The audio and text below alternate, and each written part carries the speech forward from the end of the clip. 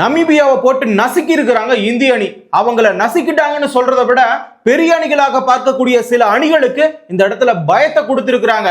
USA அணிக்கு எதிராக எல்லா விக்கெட்டையும் இழந்த போது ஒத்த ஆளா நின்று ஸ்கை அவர்கள் அதிகபட்சமான ஒரு ஸ்கோரை அடிச்சு 8 பேட்ஸ்மேன்கள் இருக்கிறதுக்கான பலனை அந்த இடத்துல கொடுத்தாரு. இன்னைக்கு விக்கெட் விழுந்தாலும் சரி ரன் அடிப்போம்னு அடிச்சுக்கிட்டே வந்தாங்க. ஆனா ஒரே கல்லால பழுத்திருக்கிற மொத்த பழமும் கொத்தா விழுன்ற மாதிரி இந்த இடத்துல மொத்த விக்கெட்டையும் விழுந்தாலும் நினைச்ச டார்கெட் வரலனாலும் பரவாயில்ல, வந்த டார்கெட்டை வச்சு இவங்களை நசுக்குவோம்னு நசுக்கி இருக்கிறாங்க நமீபியாவை. தொடக்கத்துல இந்திய பேட்ஸ்மேன்கள் ஆட்டம் இழந்துட்டாங்க. ஆட்டம் இழந்த உடனே எந்த டீமா இருந்தாலும் என்ன பண்ணுவாங்க, இந்த இடத்துல விக்கெட் கொடுக்க கூடாது, நம்ம ரன் அடிக்க கூடாது, டிஃபெண்ட் பண்ணி விளையாடணும் தான் நினைப்பாங்க.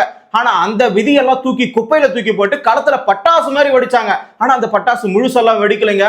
நமத்து போன பட்டாசு மாதிரி கடைசியா 2 ஓவருக்கு 5 விக்கெட்டை எழுந்து 250 போக வேண்டிய இடத்துல 209 கொண்டு வந்து நமத்து போன பட்டாசு மாதிரி புஷ்னு போயிட்டாங்க. பாக்குறதுக்கு அனகொண்டா மாதிரி இருந்த மிடில் ஆர்டர் ஆல்ரவுண்டர் பேட்ஸ்மேன்கள் கடைசியில தண்ணி பாம்பு மாதிரி ஒண்ணுமில்லாத போயிட்டாங்க. இந்தியா ஜெயிச்சிட்டாங்களேன்னு பெருமைப்படுறதா இல்ல நமீபியா அமெரிக்கா கிட்ட எல்லாம் இவ்வளவு பதறாங்களேன்னு கவலைப்படுறதான்னு புரியல. இந்த போட்டியை பொறுத்த வரைக்கும் டாஸ் ஜெயிச்சது நமீபியா கேப்டன் எராஸ்மஸ் தான்.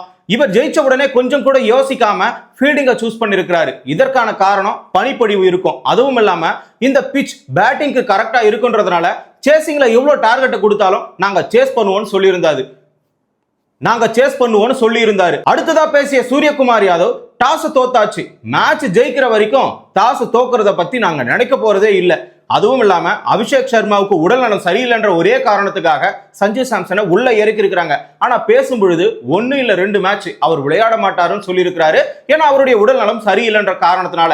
அப்போ பாகிஸ்தானுக்கு எதிராக அபிஷேக் சர்மா உள்ள இறங்குவாரா இல்ல சாம்சன் உள்ள இறங்குவாரான்ற ஒரு கேள்வியும் உள்ள இருக்குது. அதே மாதிரி சிராஜுக்கு பதிலா இந்த போட்டியில பும்ராவை களமிறக்கி இருக்கிறாங்க. இந்த போட்டியில டாஸ் தோத்துட்டுமேனு கவலைப்படாத சூரியகுமார் யாதவ் அதை எப்படி எடுத்துக்கிட்டாருன்னா, டாஸ் தோத்துட்டோம், எங்களுக்கு இந்த இடத்துல பெஸ்ட் பிராக்டிஸ் கிடைக்க போகுது, அதாவது செகண்ட் ஹாஃப்ல பனிப்பொழிவுல நாங்க எப்படி பந்து வீசணும்ன்றத இந்த உலக கோப்பை தொடர்ல இது ஒரு வாய்ப்பா பாக்குறோம்னு சொல்லிட்டு தான் களத்துக்கு சாம்சனும் இஷான் கிஷனும் வந்தாங்க.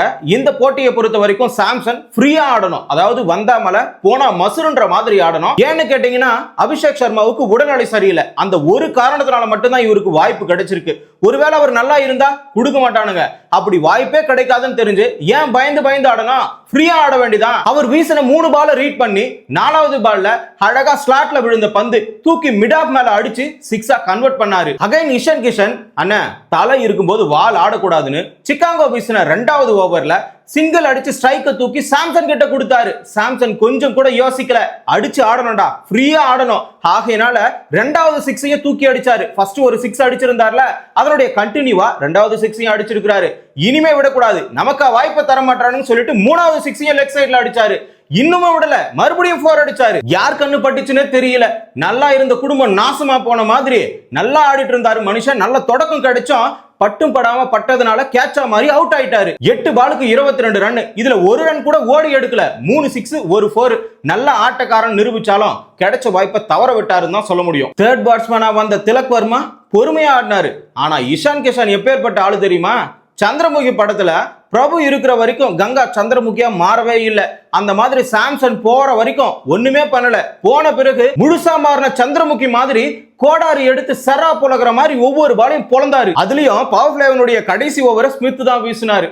4 பேர்கிட்ட ஒரு திருட முட்டு சந்திர மாட்டினா எப்படி அடிப்பான், அந்த மாதிரி 4 6 1 4 28 ரன் அடிச்சு அந்த இடத்துல தொங்க விட்டாரு. பவர் பிளேக்குள்ளார இந்தியா 86 ரன் அடிச்சு 1 விக்கெட் மட்டும் தான் இழந்திருந்தாங்க. ஆனா நமீபியாவினுடைய தரப்புல இருந்து சிக்காகோ 2 ஓவரை வீசி 25 ரன் விட்டு கொடுத்து 1 விக்கெட்டை மட்டும் எடுத்திருந்தாரு. இதுல ட்ரம்பிள்மேன் ஏதோ ட்ரிபிள் ஜம்ப் குதிக்கிற மாதிரி 23 ரன் கொடுத்திருந்தாரு 2 ஓவருக்கு. கடைசியா நமீபியாவினுடைய ஜே ஸ்மித் ஜே உனக்கு ஜேன்ற மாதிரி காதலிக்கு பூ கொடுக்கிற மாதிரி ரன்னை வாரி கொடுத்திருக்கிறாரு. 38 ரன் கொடுத்திருக்கிறாரு. சதம் அடிப்பாருன்னு எதிர்பார்த்த இஷான் கிஷான் 20 பாலுக்கு 50 அடிச்சு ஹெய்கோக்கு 7வது ஓவர்ல 7.5 மாறி ரன் அடிச்சாலும் இந்த இடத்துல எராஸ்மஸ் ரிட்டர்ன் வந்து நீ எங்க டீமுக்கே 7.5 இருக்கலாம், ஆனா நான் தான் உனக்கு 7 ரன் சொல்லிட்டு அவரை 24 பாலுக்கு 61 ரன் அடிச்சிருக்கும் பொழுது 6 4 5 6 அடிச்சு இந்திய ரசிகர்களுக்கு மிகப்பெரிய தரிசனத்தை கொடுத்துக்கிட்டு இருந்தாரு. எராஸ்மஸ் அவர் அசால்ட்டா காலி பண்ணாரு. 7வது ஓவர்ல இருந்து 10வது ஓவர் வரைக்கும் இந்திய அணிக்கு 34 ரன் கிடைச்சது. அந்த 34 ரன்ல ஹேங்கோ 7th ஓவர்ல மட்டும் 18 ரன் கொடுத்திருக்காரு. மீதி 3 ஓவருக்கு 16 ரன் மட்டும் தான் அடிச்சாங்க. மொத்தமா 10 ஓவருக்கு இந்திய அணி 120 ரன்னுக்கு 2 விக்கெட்டை இழந்து இந்த இடத்துல வேப்பமர உச்சியில பேயொன்னு ஆடுதுன்ற மாதிரி பேயாட்டம் ஆடுனாங்க. பேய்ன்றது பொய், ஒண்ணுமே கிடையாது அப்படின்ற மாதிரி 11வது ஓவர்ல ஸ்கால்ஸ் 12 ரன்ல சூரியகுமார் யாதவ காலி பண்ணாரு. 12வது ஓவர்ல எராஸ்மஸ் திலக் வர்மா 25 ரன் அடிச்சு ஸ்டேபிளா இருந்தாரு, அவரையும் காலி பண்ணாரு. 11வது ஓவர்ல இருந்து 14வது ஓவர் வரைக்கும் எராஸ்மஸ், ஸ்கால்ஸ், ட்ரம்பிள்மேன் 3 பேரும் மாத்தி மாத்தி வீசுறாங்க. ரன்னே விட்டு கொடுக்கல, கட்டுப்பாடோட வீசிட்டு போயிட்டாங்க. என்னடா இது இந்திய டீமா இல்ல வேற எதனா டீமா? மிடில் ஆர்டர்ல போட்டு பொழப்பாங்க, ஆனா இந்த இடத்துல எதுவுமே நடக்கல. இதெல்லாம் மாத்தி அமைக்கிறதுக்காக தான் ஹார்திக் பாண்டியாவும் சிவம் துபேவும் ஆடியன்ஸை மொத்தமா என்டர்டெயின் பண்ணிருக்காங்க. அதாவது ஸ்கால்ஸ் தான் வீசினாரு, என்னதான் முதல்ல கட்டுப்பாடோட வீசினாலும் கிடைச்ச வாய்ப்பை தவற விடக்கூடாதுன்னு ஹார்திக் பாண்டியா, சிவம் துபே ஆளுக்கு ஒரு 6-4 அடிச்சு 24 ரன் அடிச்சு என்டர்டெயின்மெண்ட் பண்ணிருக்காங்க ஆடியன்ஸை. 10வதுக்கு சிக்காங்கோவையும் போட்டு பொளந்திருக்கிறாரு பாண்டியா. தனிப்பட்ட முறையில பொளந்தாரு. அண்ணா இதெல்லாம் நான் சொன்னா சிரிச்சிருவாங்கன்னு சூரி சொல்லுவார்ல வருத்தப்படாத வாலிபர் சங்கத்துல, அந்த மாதிரி ஸ்ட்ரைக்கை தூக்கி பாண்டியா கிட்ட கொடுத்துறாரு சிவம் துபே. இவர் இஸ்ரோல ராக்கெட் விட்ட மாதிரி நிலாவுக்கே போன மாதிரி 6 எல்லாம் பறக்குது. கடைசியா 16 ஓவருக்கு இந்திய அணி 184 ரன் அடிச்சு 4 விக்கெட்டை இழந்து ரன் கண்டிப்பா 240 இல்ல 250 போக போகுதுன்ற ஒரு எண்ணத்தோட தான் எல்லாருமே பார்த்துக்கிட்டு இருந்தோம். ஆனா நடந்ததே வேற. தற்பொழுது மேட்ச்ல 4 ஓவர் மட்டும் தான் இருக்கு. ஆனா இந்த இடத்துல ஹார்திக் பாண்டியா, சிவம் துபே, ரிங்கு சிங், அக்சார் பட்டேல் பார்க்கிறதுக்கு அனகொண்டா மாதிரியே இருக்குமே, ஆனா தண்ணி பாம்பு மாதிரி ஒண்ணுமே இல்லாம பண்ணிட்டாங்க கடைசி 4 ஓவர். ஆரம்பத்துல போட்டு கொடுத்த ட்ரம்பிள் ஒரு திருடன் செக் போஸ்ட்ல தப்பிச்சுக்கிட்டே இருந்தானா. 10 செக் போஸ்ட் இருக்குன்னா அந்த 10வது செக் போஸ்ட்ல கடைசியில போயிட்டு மாட்டுவல்ல, அந்த மாதிரி கடைசி நேரத்துல கட்டுப்பாடோட வீசி இருக்கிறாரு. அதே மாதிரி ஜே ஸ்மித் ஆரம்பத்துல இந்திய பேட்ஸ்மேன்கள் சிறுத்தை மாதிரி சீறி அடிச்சாங்க. ஆனா சிறுத்தை கிட்ட என்னதான் மான் சிக்கிக்கிட்டாலும் கடைசியில அந்த மான் தப்பிச்சு ஓடும் பாத்தீங்களா, அந்த மாதிரி கடைசியில 2 ஓவருக்கு 12 ரன் கொடுத்து தப்பிச்சிட்டாரு. இதுல எராஸ்மஸ் மட்டும் 3 விக்கெட் எடுத்திருக்காரு. பாண்டியா காலி, சிவம் துபே காலி, அக்சார் பட்டேல் காலி. ஆக மொத்தம் இந்த இடத்துல பாண்டியா மட்டும் ஒரு 50 அடிச்சிருக்காரு. எல்லா ஓவரையும் பறக்க விட்டு இருக்காரு. 4 4 4 6 அடிச்சு 28 பாலுக்கு 52 ரன் அடிச்சு எதிரணியை பயமுறுத்துற இந்திய பேட்ஸ்மேன்கள்ல நானும் ஒருத்தன் சொல்லிட்டு நமீபியாவை பயமுறுத்தி இருக்கிறாரு. 20 ஓவரை கம்ப்ளீட் பண்ணி 209க்கு 9 விக்கெட்டை இழந்து இந்திய அணி நமீபியாவுக்கு 210 டார்கெட்டை கொடுத்திருக்காங்க. நமீபியாவினுடைய தரப்பில் இருந்து எராஸ்மஸ் 4 ஓவரை வீசி 20 ரன்னை விட்டு கொடுத்து 3 விக்கெட்டை எடுத்திருக்கிறாரு. அடுத்ததா களமிறங்கின நமீபியாவினுடைய ஓபனர்கள் ஸ்டீன்காம்ப், ஃப்ரைலிங்க் ஏதோ பழக்கப்பட்ட ஓவர் ஆடுற மாதிரி இந்திய பவுலர்களை போட்டு துவம்சம் பண்றாங்க. ஃப்ரைலிங்க் மட்டும் பவர் பிளேக்குள்ளார 22 ரன் அடிச்சு அவரும் அவுட் ஆயிட்டாரு.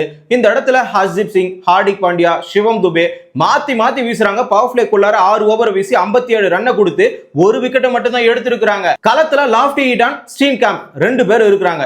எப்படியா இருந்தாலும் நமக்கு ஒரு விக்கெட் தேவை, ஏன்னா பவர் பிளேவே முடிஞ்சு போச்சு, 1 விக்கெட் மட்டும் தான் இழந்திருக்கிறோம். இந்த நேரத்துல நம்ம பும்ரா கிட்ட கொடுத்தா விக்கெட் எடுக்கலான்ற ஒரு நினைப்புல ஸ்கை அவர்கள் பும்ரா கிட்ட கொடுத்தாரு. ஆனா ஒண்ணும் நடக்கல, ரன் மட்டும் தான் போச்சு. யாரு போட்டா பூமி அதிரி கில்லி எகிரி ஆடியன்ஸ் கத்துற சத்தம் கேக்குதோ அவன் தான் வருன்ற மாதிரி 8வது ஓவர்ல ஸ்டீன்காம்பை காலி பண்ணாரு. அவர் தான் 29 ரன் அடிச்சிருந்தாரு 20 பாலுக்கு.